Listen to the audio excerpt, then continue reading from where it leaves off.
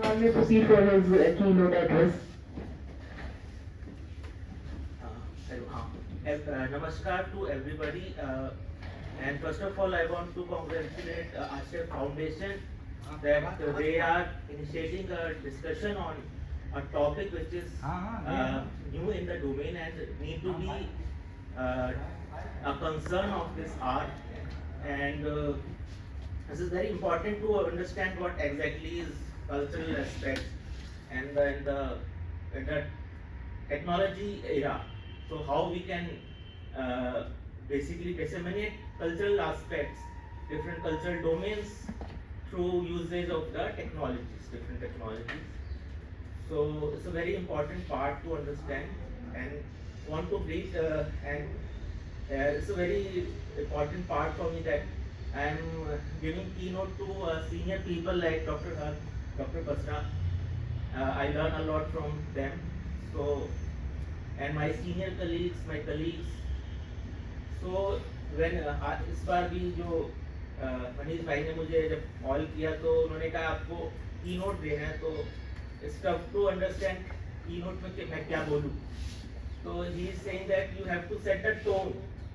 So it's a tough thing to giving set a tone on that particular topic on that particular issue. So trying to do that. I want to ask Dipti that how much I have time for that. 1 hour. So thank you for the time. So trying to quickly sum up all things is very because it's a very huge topic and in that you have to cover the cultural part and the technological part. तो हम धीरे-धीरे बात करते हैं. Start with the cultural domain first. What culture is? So what we understand in a culture is a very wide thing, and there is nothing, not a set definition on that particular. But still, what we understand in on the family level, कि हमने जो rituals करते हैं on the family level, that is a culture. But on the level of society and on the level of country, it's a much more wider thing. That what kind of festivals we are celebrating, what kind of art forms we are in, and what kind of rituals and knowledge traditions we have. So India is always rich on that all things. So first of all, we understand the definition that UNESCO defined the culture is. So UNESCO is saying that culture as a set of distinctive spiritual, material, intellectual, emotional feature of society or a social group that encompasses not only art and literature but lifestyle, ways of living together, value system, traditions and beliefs. Whereas it is not always possible to measure such beliefs and values directly, it is possible to measure associated behaviors and practices as such the framework of they are putting that thing in a cultural static definitions. तो उस हिसाब से जो हमारा cultural domain है उसको उसमें सब कुछ आ जाता है. And when we talking about the behavior, even the socio-economic, the economic, and even the political part is somewhere in the cultural domain. But in direct cultural domain, we find that particularly art forms like we distinguish two ways, that one is intangible and one is tangible. Tangible में हम we talk about like museum objects, our architecture part. On the other hand, intangible में आपका जो आ जाता है, that is performing art, visual art, handcraft, system of handcraft, handicraft systems, their process, all that things, festivals, knowledge traditions. So in and I'm lucky that I'm in a right last 7-8 years I'm in a cultural informatics and IGNC, and they are doing a lot of multimedia projects in that particular divisions. So and last 12 years I'm in associated with the Ministry of Culture. Under initial 4 years I was under Dr. Haq in National Archives. So archival, what is archival thing? I learned from him particularly. And then after the technological part, I learned from Professor Jha. So what is content and what is technology? I experience both of things, and I realized one thing is very important that uh, चाहे कुछ भी कर लीजिए, but content is the king.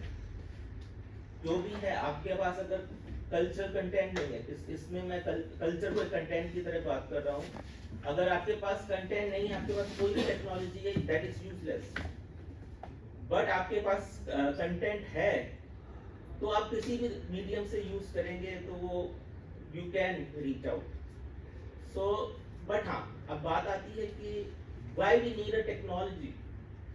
So technology gives us that. आज की date में हम information technology में आप देखें तो there are 70 crore people who are using smartphones, and through smartphone they are using internet. तो इंटरनेट के थ्रू हम जितने लोगों तक पहुंच पाते हैं within the country and outside the country, उसका सिग्निफिकेंस बहुत इंपॉर्टेंट है. सो नाउ डेज पहले होता था नेशनल आर्काइव्स आना पड़ता था for any record, but there is no need to come to national archives. अगर आप कहीं भी हैं, you are in the USA और you are in the Japan और some remote area in the even the in the country, आपको कोई भी फॉर एग्जांपल आपको गांधी जी से रिलेटेड कोई हिस्टोरिकल रिकॉर्ड देखना है, you can see from your home. So इससे सबसे बढ़िया इंपॉर्टेंट पार्ट ये रहा है कि जो रिसर्चर्स स्कॉलर्स को जो टाइम डाटा कलेक्शन में लगाना पड़ता था वो बहुत रिड्यूस हो गया. Now they can use that time for their analysis part. So it is very important to understand that thing. Now what we when we talk about culture and culture dissemination through the technology, that is different organization, different countries using that term differently. We are using that culture informatics. We have been running a course on culture informatics, and in Bengal Jadavpur University they are running a course on digital humanities. So basically the course is about to give the understanding of culture as well as the what kind of technology we can use on that particular part. So if we talk about in a definition point of view what culture informatics is, so informatics is an area of informatics dealing with the information as medium of content for art production, experience, dissemination. The art and culture PhD addresses need to in the design and makes technological knowledge interesting part of curriculum. So what cultural heritage informatics is an emerging field of interdisciplinary research and practice concerned with the role of information computing technologies to support the creation, capture, organization, pluralization culture in whatever form as heritage is. And there are certain pathways on that particular, that is archival studies, museum studies, and special collections. When we talk about archival studies, they are collection of preservation on the documents parts, records that we have, which archivists used to do to preserve and give the access to the people. The museum is working on the particularly on the different artifacts and collections on that. And when the special collection is on library, people who are working on library science and library management part. So come to the case studies, because the case studies are much more interesting to understand. So when culture informatics lab set up in the IGNC that started in 1994 with the fundings of UNDP, and they initially they initiate projects of 4 or 5 type of kind of things. One was on the architectural part, another one on the oral tradition, then what kind of then the that is knowledge tradition systems. So first was the architectural part, that was Bridreshwara temple. So everybody knows about that. Bridreshwara temple is in the Tanjore and built by Rajaraja Chola in 1000 AD, and that is under the UNESCO World Heritage Monument. It's a combination of iconography, architectural part, and ritual tradition. So IPNCA covered that all things. They make a multimedia on the photographs, on the architectural part, iconography, then use research on the what kind of past was related to the that temple. That is the temple of Lord Shiva. So what kind of knowledge tradition they are passing on to us. So and what kind of basically that architecture in the sense of what kind of that what Vimana is, what Shikhar is, that all architectural part. So we use that visualization as well as that is very interactive multimedia. So if you can go that IGNCA website, and if you go to the resources part, you find that multimedia online, that is browser based basically, and when you go through that website, you find that how that uh, each and every part, if you put that cursor to particular part of the temple, you will find the what exactly importance of that particular uh, structure is, and there is even the traceability of that which part built on which year. So we trying to put all kind of things in a visualized manner, so that user can understand what exactly temple architecture is. So this particular project was taken because of that reason, that people should know what South Indian, particularly temple architecture is about, and what kind of do the rituals. So there is a videos also there in that particular multimedia, that which is going that how the in a particular time period they basically do the Singar part and the sibling Snan part. So that is the all things are include that thing. Very interactive and visually very interesting for the people who are not even that cultural domain. Next is that we completed that Geet Govinda. That is on the poem of Jaydev, and that particular poem was very popular among in the Odisha particularly. And in this particular project, we combine all kind of dance form and poems, dance form and visual paintings of different countries, which connected with the Geet Govinda poem that particular, and the interpretations were taken by different performing artists like Kelu Charan Mahapatra and Odissi, then in the Kathak, then there are 4-5 types of classical music performances we include, which is related to Geet Govinda, and the paintings also like Jaipur paintings, and painting popular in the Odisha sector, that we include all each and everything that is also in the IGNCA website portal. So if you see that, you will find that what it's not only poetry of Jaydev, but it's a tradition which we are following even now also, and it's a 1,000 years back thing. Then there is a Dev Narayan that is popular in the Rajasthan, and that is Dev Narayan is it's a deity, folk deity worshipped by pastoral communities of Gujars in Rajasthan, Madhya Pradesh. The main feature of the cult is the performance of individual episodes for the two part. It's a 50 hours long oral narrative which contains both sung and spoken sections. So Dev Narayan epic is performed during all night vigils by pairs of male singers called Gopas. And we created a series on that particular thing. It's a documentary kind of thing. So it is also very that is also released by agency. That is very important project on multimedia.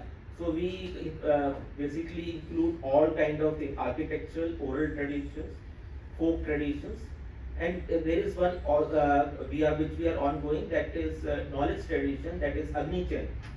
Agni Chain is probably the oldest surviving ritual of humanity, offers extraordinary insight of into Vedic times, highlights the origin of many features of South Asian cultures. It provides a unique opportunity for the study of oral tradition and transmission cross-culturally. With Agni Chain raises important issues such as origin and production of fire. It is transformed one place to another and its worship, as also art burning of istaka bricks, which is an expression linguistically related to Avastan Astia. This interactive content exploration system offers a highly complex structure of space-time coordinates, ritual text, spoken aspect of subsequently as constitutes highlight a part of insights into the ritual focuses on science and technology that arouse the connection with it. So we are working on that particular project, and we feel that that will be one of the small thing on the Vedic part. And there is another small segment projects will be we initiate after that. So we are talking about too much content on culture, and we are trying to digitize or digitalize that content. So you can think that how much we are generating the content, and when we talk about content, digital content, there is a need of digital preservation. So focus on now we are focused on main thing, that is digital preservation part, and people are confused that digitization is in itself a digital preservation. No, no. Digitization is just you are converting analog to digital. We need to conserve that. That is the afterward thing which we need to work on. So in digital preservation, we need take care of both things: digital, the born digital content as well as converted digital content. So what digital preservation definition is, that it is very important to need to understand. Digital preservation consists of process aimed at ensuring the continued accessibility of digital materials. To do this involves finding ways to represent what was originally presented to users by a combination of software and tools acting on data. So what is another definition is that digital preservation is a formal endeavor to ensure that digital information of continuing values remains accessible and usable. It involves planning, resource allocation and application of preservation methods and technologies, and it combines policies, strategies and actions to ensure access to converted and born digital content regardless of challenges and technological obsolescence, media failure, technological paradigm shifts, and all that things. So we need to understand what is the if in a simple word, all we have smartphones, and certain people are using. I think more than 10 years. I think all are using, and think about that. When you take first digital picture, and can you access that picture now also? If you have that particular digital picture now also, that means you understand what digital preservation is. So basically trying to preserve things in a manner so that we can access in the future, and in a future in a way that in an original form. So we have too many challenges to put the digital preservation, and that challenges are data loss basically. That is the main thing. Data loss can be because of the crash, software issues. That can be that you forget where is the data is. So it can be a human error, technological obsolescence, whatever things. So we have to check each and every time, and I think in future National Archives have to cater digital content much more than the physical. After I think 94, 95, we have seen that all governments are using content on they are generating files on e-office system, and particular certainly in 2000, after 2000 you will not find any physical files on that. So for the future archivists, it's very important to understand what digital preservation In is. the past 2 years, you also like working on this e-office in But we are these are current files. I am talking about these after 25 years, that will be archival files, and it's tough to take that care of that, because our experts in information technologies and digital data experts, they are saying that we don't have if we are not migrating digital data, then we can preserve that data only for 25 years. So it's a very tough to keep that data for the our next generations. So it's a very tough job, tedious job. Digital migration is very costly still now. I don't know when that can be feasible to the. It's easy for the people in the sense of individual can also preserve their files in a very in a that not less cost effective manner. And so all the best to future archivists who are working on digital preservation. Then file format challenges, that is very important. We usually very much attracted with the formats which is licensed for. We should know go through that, like Microsoft कभी भी बंद हो सकता है, तो Microsoft Word आपके पास access ही नहीं होगा.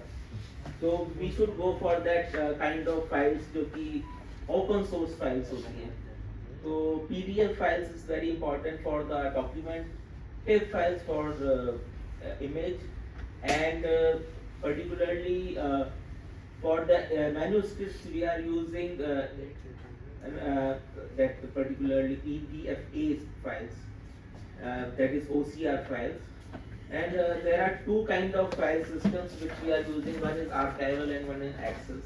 For archival, to keep that preserve that for the longevity.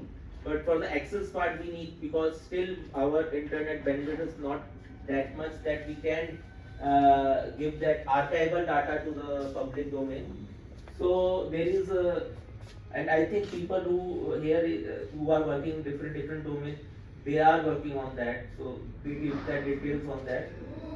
So the fragility and storage media of the, that is also a challenge, that we don't have that any storage media for the digital which give us a good longevity. That is hard. If we are talking about hard drives, 5-6 years can give that thing. DVDs, CDs can give you the 25, 30 years. But problem is with the DVDs and CDs that there is a problem on that particular that after we are using that becomes because that is optical based to घिस जाती है, तो that will not work. Same the hard drive that can be crashed. Rapid evolution of technology, that we are using right now HDD storage system. अभी हमारा SSD storage system आ चुका है, and we have to migrate on that. There is a technology on for the archival data, LTO, linear tape open. So linear tape open is we are using right now 8, which is one cartridge is stored 15 terabytes of data, and in every 2 years there is another technology on linear tape open, and which is very costly also. Lack of funding, which we are talking. Not every institution can handle the server maintenance part, though server is a very good way of preserving high amount of content. So funding is, अगर आपके पास policy है, doesn't mean कि आप उसको आप implement भी कर सको. Reason that you don't have the money for that, so you have to go different way of preserving your data. Accessibility part, that how to access that content, definitely आपका एक अच्छा मीडिया सिस्टम हो, आपका metadata system, यहाँ पे हम बात करेंगे मेटाडाटा की, that if you having a store, you have stored all kind of content, but you don't have the good retrieval tool, which is metadata, then you can't access, and then that is useless for you. So metadata is very important part. Then security and privacy concerns are always there. So how to put that things in a humidity and controlled environment, that is also a very important thing, because each and every storage system having their own issues, like what kind of temperature should we keep on, dust free areas, humidity levels. We have to check all kind of things. Security and privacy, data migration definitely is a very tough thing. Data, if you don't have that 1 GB, 2 GB, you can easily migrate that. But I know that National Archives is now keeping 400 terabytes of data, 500 terabytes. Migrating that kind of data is very tough. National Cultural Audiovisual Archives having 2 petabytes of archival data. We are facing that challenge. Then lack of standards, it's a very tough thing, because we don't have the common standards. So all institutions are working on different standards, and I think to integrate all the institutions in a one platform, it's tough. It's a very big challenge to standardization the things. Unclear ownership rights, particularly performing arts, that is a big issue. That if there is a performance of Langa Manginiar community, there is no ownership on that. We have to keep judging that from whom we can take the rights and keep that thing on the public sphere. So these are the challenges which we are using, which are facing basically. So in digital preservation there are standards. So that's what that is, we are saying open archival information system. So that is OAIS, and OAIS is an archive consisting of an organization of people system that has accepted the responsibility to preserve information, make it available to the designated community. The standard defines a set of responsibilities that as an OAIS archive must fulfill, and this allows an OAIS archive to be distinguished from other usage to term archive. So there is a structure on that. We are segregating in that SIP, AIP and DIP, that is the management part of the OAIS system. So if we produce a SIP, that is submission information package, then we convert it to archival information package, and DIP is dissemination information package. So then that goes to consumer. So basically in that, why we putting that things in the middle, that because we have to keep the things in mind, that if we are not putting that hurdle, that management systems, so we can't provide. In the digital part, there is always kind of temporal and we can say file can be modified and all that things. So these stages, we ensure that whatever the content is on the public sphere, that should be authentic. So keep checking on this. This is the OAI system is working on. Then there is a ISO, which is trusted digital repository, that is 16363, and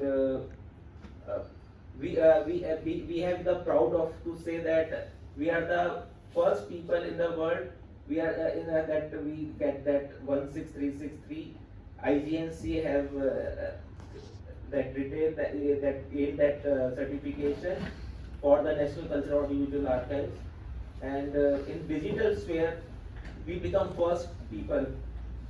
So you can say, and second is US Post from the America. So it's a moment of pride for India that first trustworthy digital repository is gained by us, and our certification number is 001. That there is a big thing for us, that digital repository in the domain of digital preservation and digital repository, we are working ahead with other people in that sense.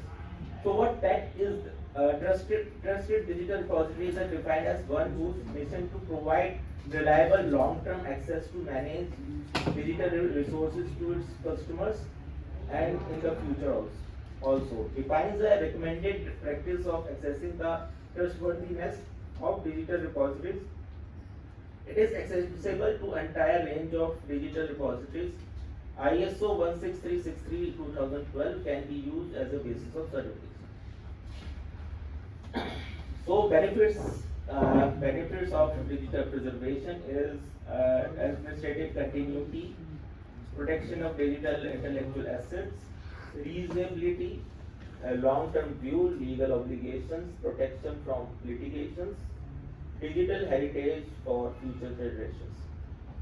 So through that we give the basically how is and it's very easy to access also. So that is the important part. So we are doing that case. And in digital preservation, there is a need of digital preservation policy. Why? Organizations are increasingly creating, using of storing records only in digital form. Unlike analog records, the digital records benefit significantly from assessment as early as possible for any preservation requirements. This presents a significant challenge for archives who need to be able to identify, collect, and manage the content of these records. A record to ensure that it remains authentic and accessible. The digital preservation policy provides a mandate to under which an archive can oversee these process of managed digital preservation. Purpose of digital preservation, that is digital preservation policy has two overreaching purposes. The first is to define why an organization is doing digital preservation, and the policy also acts the authority to document those undertaking digital preservation. So following some purpose behind the formulating the digital preservation policy. The policy acts as an authority for those undertaking digital preservation in terms of articulating roles and responsibility both within the organization and external parties, defining the sensitive set of success criteria that can be measured against, defining the coverage of the digital preservation activities including the broad categories of material preserved, determining the when and how an archive can appraise digital records that will be presented in them, archiving for both historical value and technological characteristics, indicate any standards which are to be adhered a part of digital preservation. So we are talking about that digital preservation. So we are talking at retrieval part.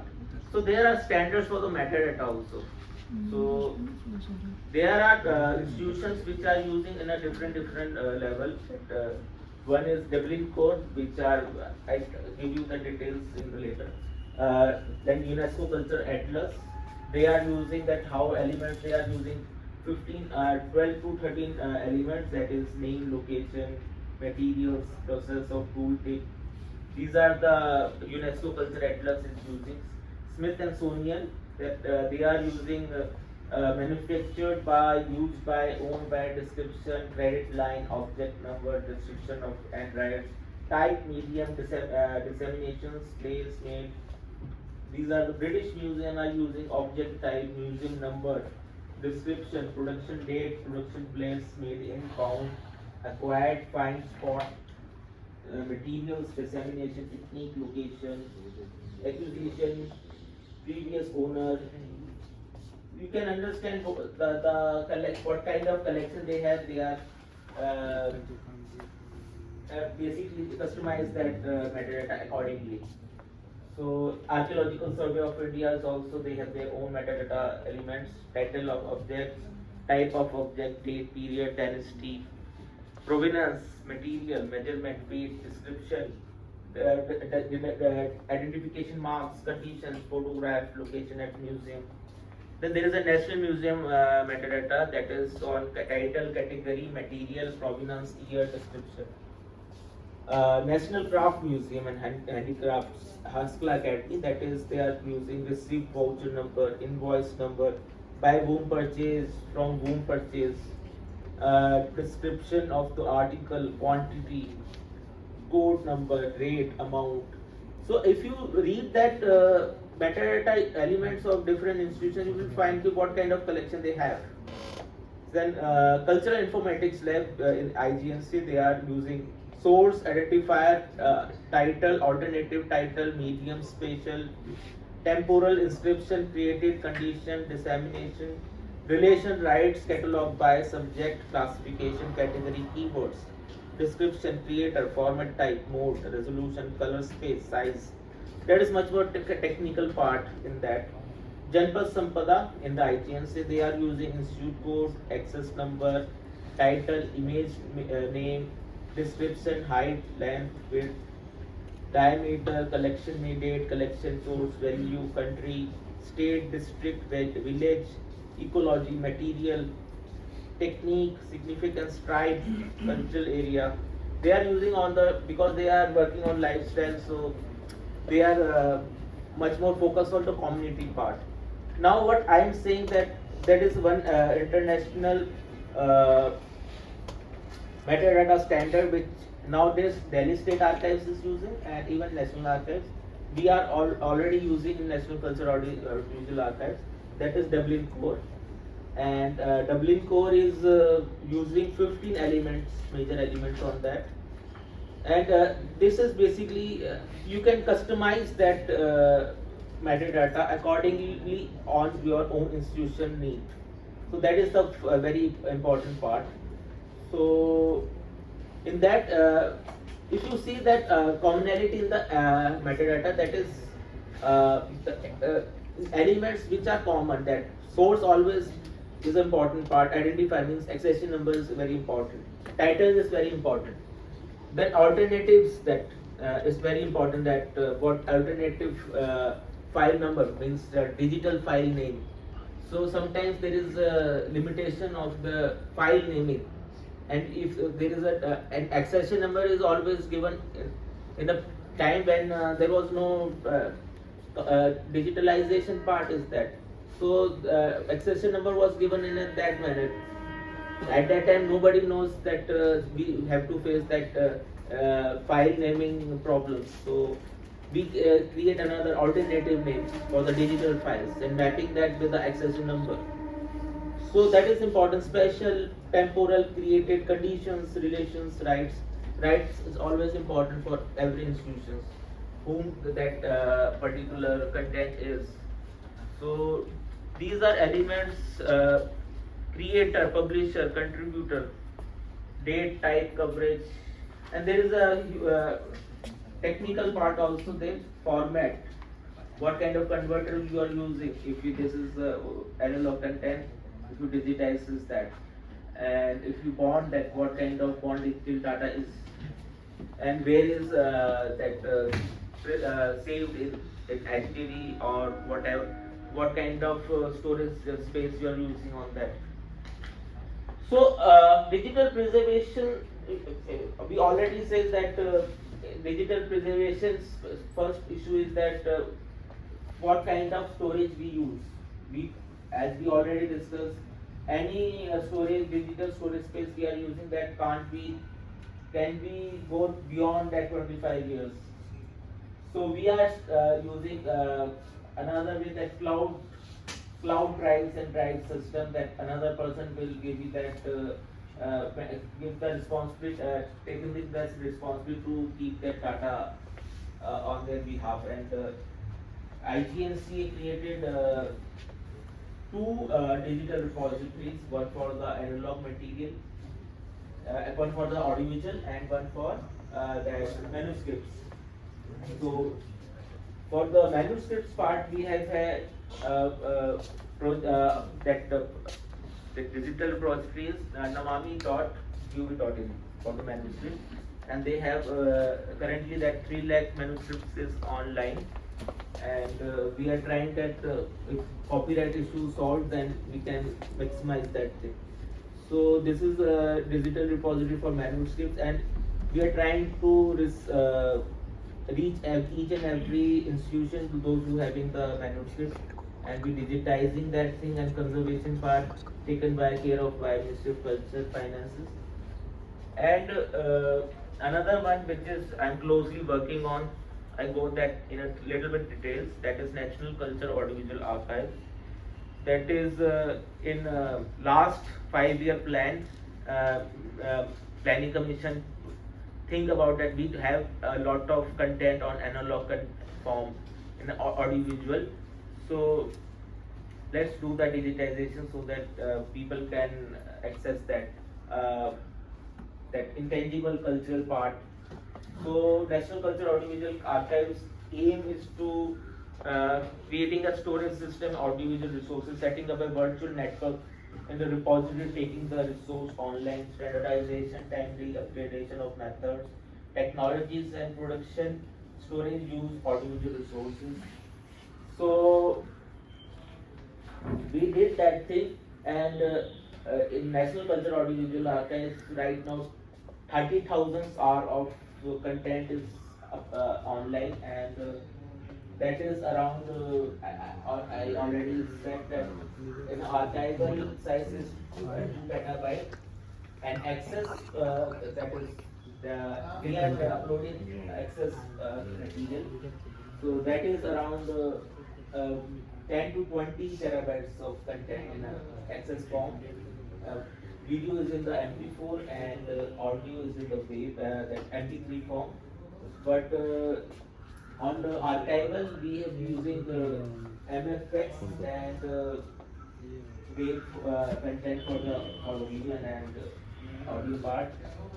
So our vision on that is to creation of state-of-the-art, trustworthy digital repository geared for the long-term preservation of dissemination of content deposited in it. Mission is identify and preserve varied cultural audiovisual resources, bring them together through the process of systematic metadata creation and digitization, make them accessible online in a public domain. So in that we got that trusted digital repository, and that means 200 parameters to be proper in to be a trusted digital repository. So in this we basically digitize different institutions content. Even one of the content is from National Archives also, that is Gandhiji's ashes, uh, which is in 1948 video, that is film reel in a product produced in a 16 RPM, that is and colored. The most important part is that video is colored. In 1948, colored video is very rare thing. So we did that thing, we digitized, and it's very, and it's in the even NCA portal as well as in the Abhilekh portal also. Include National Archives, we have 30 institutions, partnering institution in that project.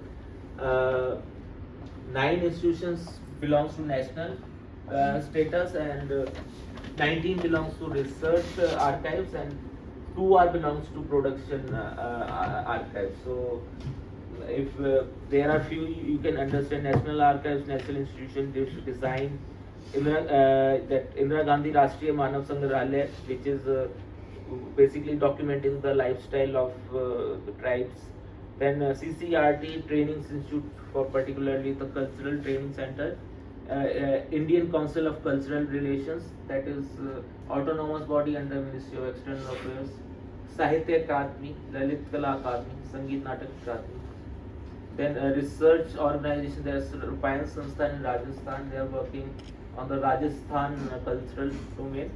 Samvad Foundation is working on particularly performing art. Then Natya Shodh Sansthan is focused on the Bengali play system, theatre system. And the Saptak Archives in the Gujarat, they are on in the performing art. There are 3 or 4 institutions belongs to Kashi, that is Sri Kashi Sangeet Samaj, All India Kashi Raj Trust. And there is another that is there is another institution belongs to that same Kashi. And BHU, we already done a MOU with BHU. In future we will digitize their content also. And in the production part, everybody I think sees that Chorbi, I think. So Siddharth Kar give his content to us for digitization, and that is also in the NCA. So these all content are non-commercial and unpublished content. So these are not that were not in the public domain. So we ensure that content should be in the true sense archival. And we cover all India in the sense that belong to some are certain from the Rajasthan, Madhya Pradesh, Chhattisgarh, Gujarat, Assam, like Andhra, Karnataka, Tamil Nadu, Telangana. We stand to cover each state.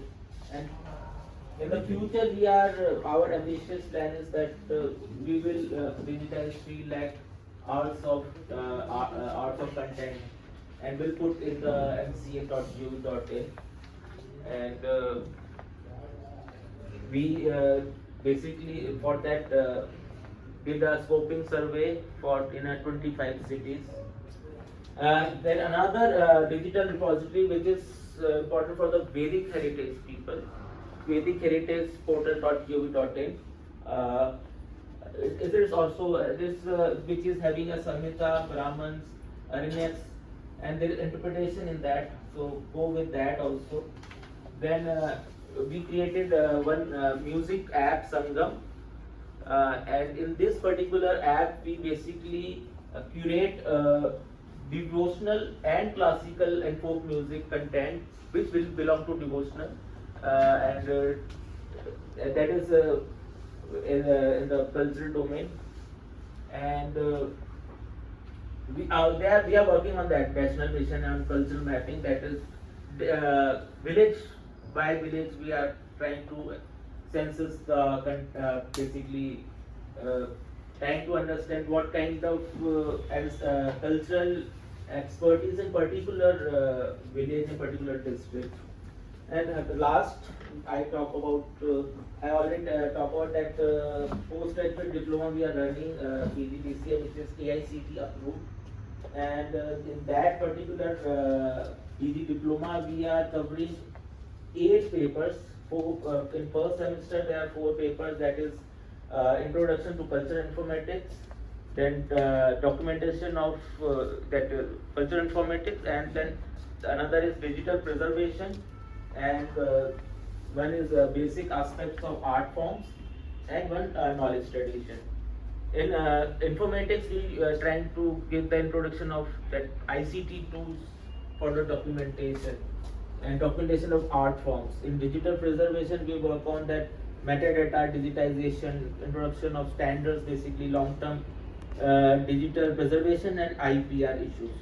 And in aspects of art forms we give the introduction to basic of music, dance, theatre, painting, sculptures.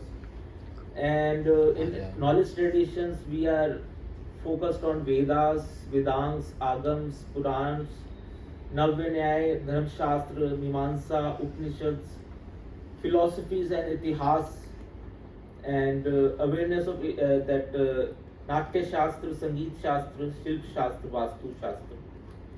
So in second semester there is a dissertation on that, on multimedia, and there is a paper on user interface design, which we introduce the user interface design, building block systems, evolution of techniques based on world accessibility initiatives.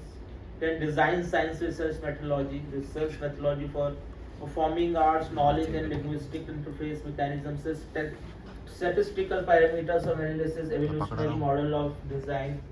Then there is a elective subject. You can choose archaeology, cultural anthropology, and Indian architecture. Or in 3 you can choose one. And one is educational practice Indian arts. That is, in this we are giving the introduction to art education in India, traditional educational system of art forms, developing efficacy level in art education. Through this course curriculum you can understand we focused on content rather than technology. So thank you for that. And any questions, please? Thank you. Thank you so much for such an informative session. Now we're taking a break for the tea and we'll commence for our first session after the break. Thank you so much.